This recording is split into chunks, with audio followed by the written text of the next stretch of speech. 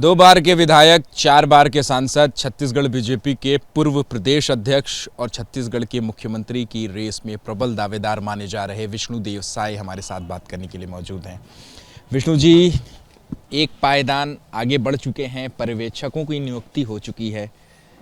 क्या लग रहा है विष्णुदेव साय के मन में इस वक्त क्या चल रहा है? हाँ, आज पर्यवेक्षकों की नियुक्ति हो गई है। आदरणीय श्री अर्जुन मुंडा जी केंद्रीय मंत्री, आदरणीय सर्बानंद सोनोवाल जी केंद्रीय मंत्री और आदरणीय दुष्यंत गौतम जी पर्यवेक्षक नियुक्त हुए हैं। अब वो जल्दी ही छत्तीसगढ़ आएंगे, विधायकों के साथ बैठक करेंगे।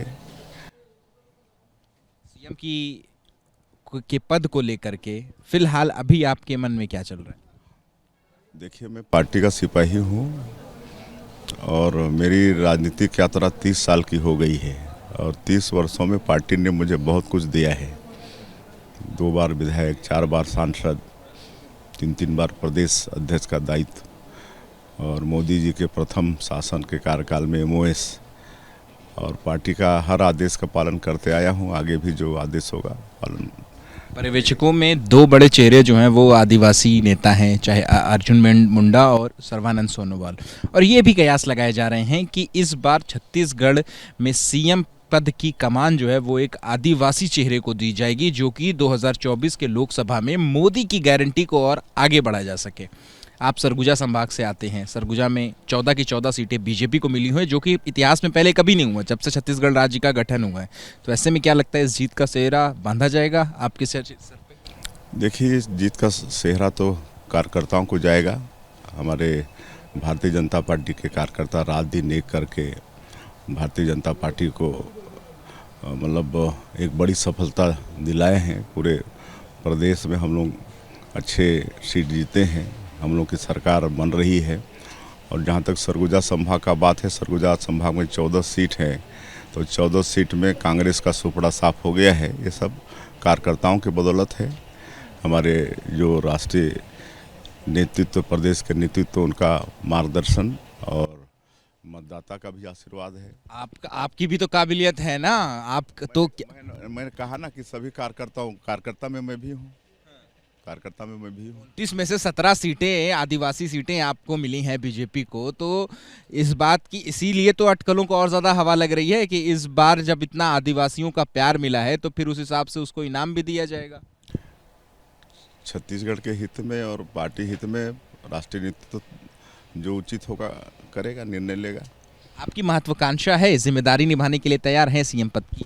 पार्टी का जो आदेश होगा मानते आए हैं, आगे भी मानेंगे। अच्छा, अगर आप नहीं तो फिर कौन? अगर चूंकि अगर आप जो है इस पर खुल करके जवाब नहीं देना चाह रहे, तो आपके हिसाब से इस वक्त सीएम पद की का चेहरा कौन होगा, या इस जीत का सेहरा जो है वो किसके सर पे बांधा?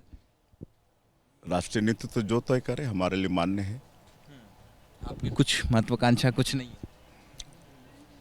पार्टी के सिपाही हैं, जो आदेश होगा हम मानेंगे। लेकिन ये कार्यकर्ताओं की भीड़ जो है वो तो कुछ और ही इशारा कर रही है कि इस वक्त विष्णुदेव साय जो है वो एक तरीके से तैयार हैं, दिल्ली के फ़ोन का इंतज़ार कर रहे हैं। क्या ये कहा जा सकता है? देखिए, हम लंबे समय से पार्टी में हैं, 3 बार अध्यक्ष का दायित्व भी संभाले हैं, तो पूरे प्रदेश में परिचय का दायरा बड़ा है। MOS के रूप में भी काम किए हैं, तो उस नाते से पूरे प्रदेश में पहचान है। और जब कुनकुरी विधानसभा क्षेत्र से विधायक बन के आए हैं तो स्वाभाविक रूप से सब बधाई देने आ रहे हैं। 15 साल तक आपकी सरकार रही, क्या लगता है कि इस बार सीएम पद का चेहरा कौन होना चाहिए आपकी पार्टी की तरफ से? मैं सीधा सवाल पूछ रहा हूँ आपसे। जो राष्ट्रीय नेतृत्व तय करे, सीधे आला कमान जो थे। जी।